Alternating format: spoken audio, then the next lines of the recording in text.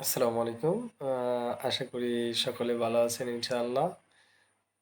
প্রতিদিনের ন্যায় আমরা বিভিন্ন সময় জমি সংক্রান্ত বিভিন্ন বিষয় নিয়ে আলোচনা করে থাকি। তার ভিতরে আজকে যে বিষয়টি ইতিপূর্বে আপনাদের সামনে নিয়ে আসা হয়েছে, যে ১৪৪ ধারা মামলা। ১৪৪ ধারা মামলা নিয়ে আমরা ছোট, ছোট অনেকগুলো প্রায় ৩-৪টা ভিডিও ইতিমধ্যে আমরা আপলোড করেছি আমাদের এই ফেসবুক পেজে ভূমি বিডি। বমি বিডি পেজে, ফেসবুক পেজে।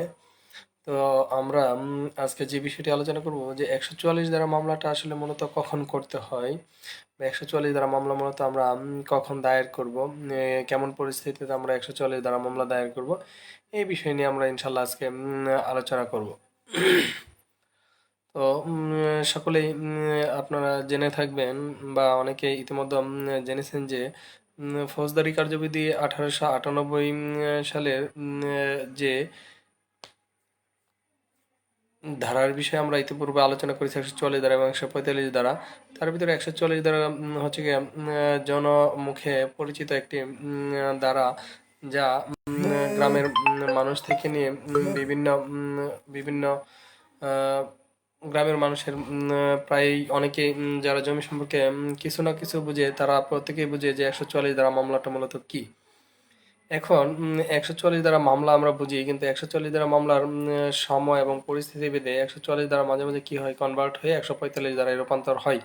ওই ক্ষেত্রে রিসিভার নিয়োগের একটা বিষয় রয়েছে, যা ইতিপূর্বে আমরা আলোচনা করেছি। তো আমরা যে বিষয়টি নিয়ে আজকে মূল বিষয়ে আলোচনা করব, সেটা হচ্ছে যে ১৪৪ ধারা মামলা আমরা কখন করব।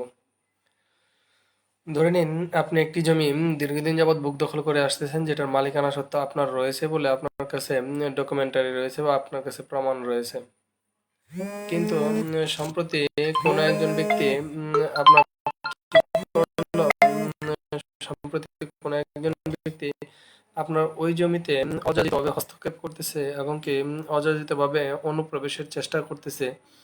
এই ক্ষেত্রে মূলত আপনি কি করতে পারেন, ১৪৪ ধারা মামলা আপনি দায়ের করতে পারেন। ১৪৪ ধারা মামলার মূল বিষয় যেহেতু সাময়িকভাবে আপনি ওখানে আইনগতভাবে তাকে প্রতিহত করা, তাই এই বিষয়ে আপনি কি করতে পারেন, যখনই আপনি বুঝলেন যে একজন লোক আপনার জমিতে অযাচিতভাবে হস্তক্ষেপ করতে চাইতেছে এবং কি সে অনুপ্রবেশ করতে চাচ্ছে, এই ক্ষেত্রে মূলত আমরা ১৪৪ ধারা মামলা দায়ের করে থাকি। এখন ১৪৪ ধারা মামলা ফৌজদারি কার্যবিধির ১৮৯৮ সালের ১৪৪ ধারার যে ধারা রয়েছে, এই ধারায় সবচাইতে বড় যে গুরুত্বপূর্ণ বিষয়, সেটা হচ্ছে মূলত একটি দখল সংক্রান্ত বিষয়, বা জমিটা বর্তমানে দখলে কার রয়েছে।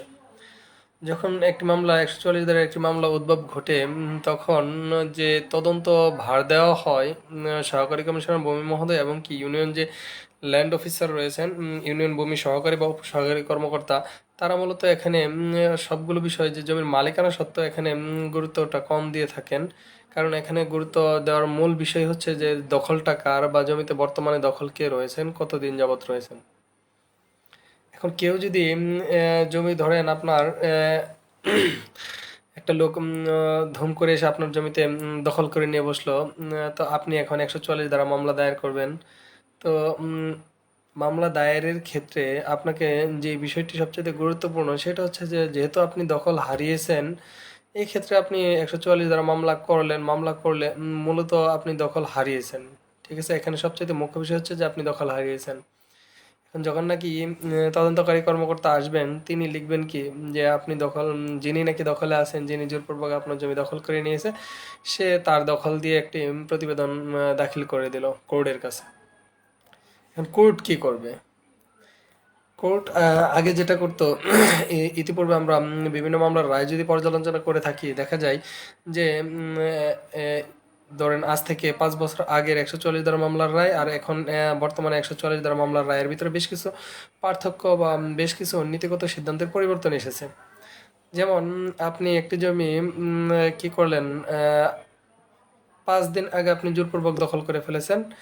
এখন যখন নাকি আপনি এটাতে রায় নিতে যাবেন, আপনি একটা ৪৪ ধারা ১৪৪ ধারা দখল করে আপনি একটা ১৪৪ ধারা মামলা করে দিলেন। তো আপনার দখল ৫ দিন আগে আপনি যেহেতু জোরপূর্বক দখল করে ফেলেছেন, তার মানে আপনি চাবেন যে আপনার দখলের প্রেক্ষিতে আপনি একটা কোর্টের রায় নেবেন ১৪৪ ধারার বিষয়ে। এখন ১৪৪ ধারা মামলার যে বিষয়ে আপনি রায় নেবেন, রায়ের ক্ষেত্রে এখন যে বিষয়টা বিবেচনা করা হয় সেটা হচ্ছে আপনি কতদিন আগে জমিটা দখল করেছেন। যেহেতু স্থানীয় জনসাধারণ এবং কি অন্যান্য বিভিন্ন অভিযোগকারী এবং অভিযুক্ত ব্যক্তি প্রত্যেকেই মূলত জেনে থাকেন যে জমি দখলের বিষয়টা আসলে গোপন থাকার কোনো কিছু না। কতদিন যাবত আপনি জমিটা দখল করছেন এই বিষয়টা মূলত লোক সম্মুখে চলে আসে। তো যেহেতু লোক সম্মুখে চলে আসছে তার মানে আপনি 5 দিন আগে দখল করেছেন, এটা তো উনি কি করবেন, নায়েব সাহেব বা যিনি নাকি তদন্তকারী কর্মকর্তা তিনি তো তার প্রতিবেদন উল্লেখ করে দিবেন। আর উল্লেখ করে দিলেই হয়ে যাবে কি, এটা 145 ধারায় রূপান্তর হবে। ঠিক আছে, যেহেতু আপনি 5 দিন, অনলি 5 দিনের ভিতরে আপনি কি করছেন, জমিটা দখল করছেন।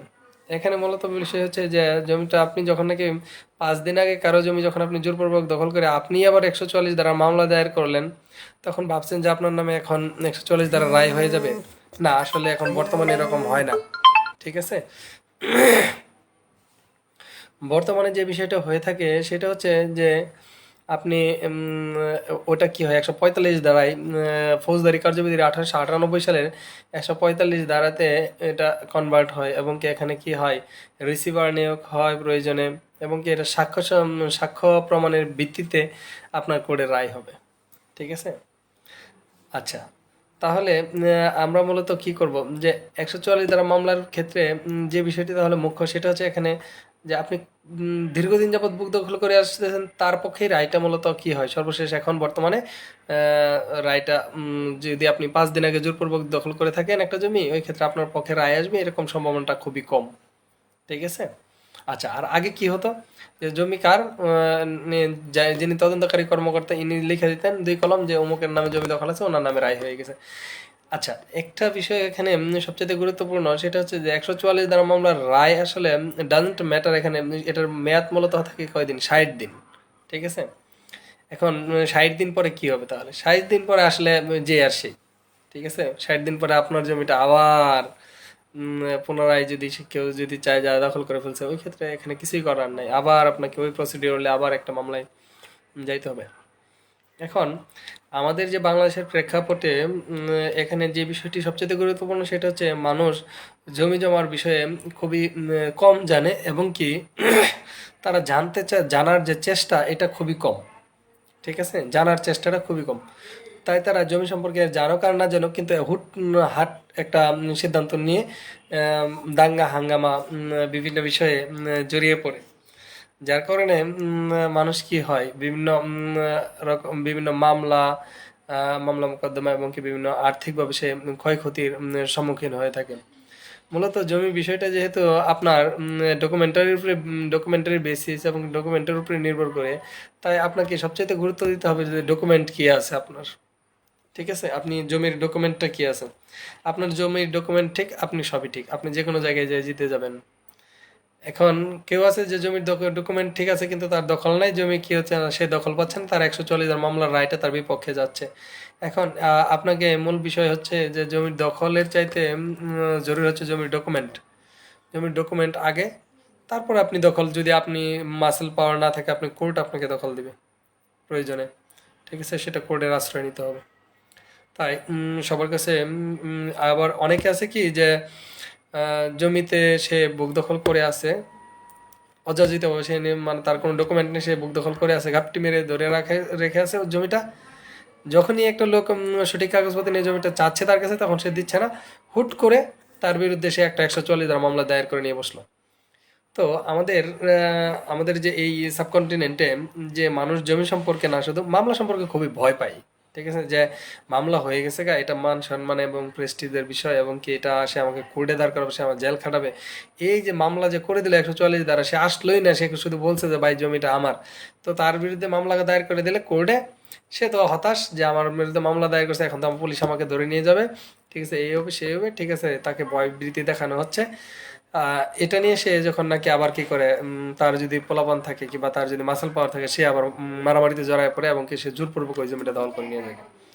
তাই এটা যেরকম ঠিক, ঠিক এরকম যে আপনি জমির ডকুমেন্ট ঠিক আছে, সব কিছু ঠিক আছে, কিন্তু আপনি হুট করে একজনের বিরুদ্ধে একটা 140 ধারা মামলা দায়ের করলেন, অথচ সে জাস্ট খালি বলছে, ঠিক আছে, তাকে বাদে বিবাদী করে মামলা দায়ের করলেন। এতে হয় কি, মানুষের ভিতরে রোষানলের সৃষ্টি হয়, এবং কি এটা মানুষের ভিতরে দ্বন্দ্বের সৃষ্টি হয়, এবং এটা খুবই খারাপ হয়। তাই আপনাদের সবার কাছে যে বিষয়টি অনুরোধ থাকবে সেটা হচ্ছে যে 144 ধারা মামলা যৌক্তিক কারণ দেখিয়ে আপনি দায়ের করবেন। হুটহাট করে 144 ধারা মামলা দায়ের করার কোনো যৌক্তিকতা নাই। এখানে শুধু টাকা পয়সা খরচ করা ছাড়া আর কোনো কিছু না। 144 ধারা মামলা আসলে কোনো ওরকম কোনো জটিল কোনো মামলা না, বা এই মামলার রায় দিয়ে আপনি জমি নিয়ে যে জমির স্বত্বাধিকারী হয়ে যাবেন বা জমির মালিকানা সত্ত্ব ফিরে পাবেন, বিষয়টা এরকম না। 144 ধারা মামলাটাই মূলত শান্তি শৃঙ্খলা বজায় রাখার জন্য একটা সাময়িক একটা আপনার আদেশ জারি টাইপের। যাই হোক, 144 ধারা মামলা করার ক্ষেত্রে আপনারা এর আগের ভিডিওগুলোতে আমি বলেছি, আপনারা যারা লাইক বা লাইকের বিষয় না, এখানে মূলত হচ্ছে যে আপনার পেজটা ফলো দিয়ে রাখলে সুবিধা হচ্ছে যে যখন যে ভিডিওটা আপলোড করা হচ্ছে আপনার কাছে চলে যাচ্ছে। তাই আপনি কি করতে পারেন, আপনার নিজের ফেসবুক পেজে এটা শেয়ার করে রাখতে পারেন। শেয়ার করে রাখলে সুবিধা হচ্ছে যে পরবর্তীতে আপনি যে কোনো ভিডিও আসবে ওটা আপনার নোটিফিকেশন দেবে, ফেসবুক আপনাকে নোটিফিকেশন দিয়ে জানিয়ে দেবে।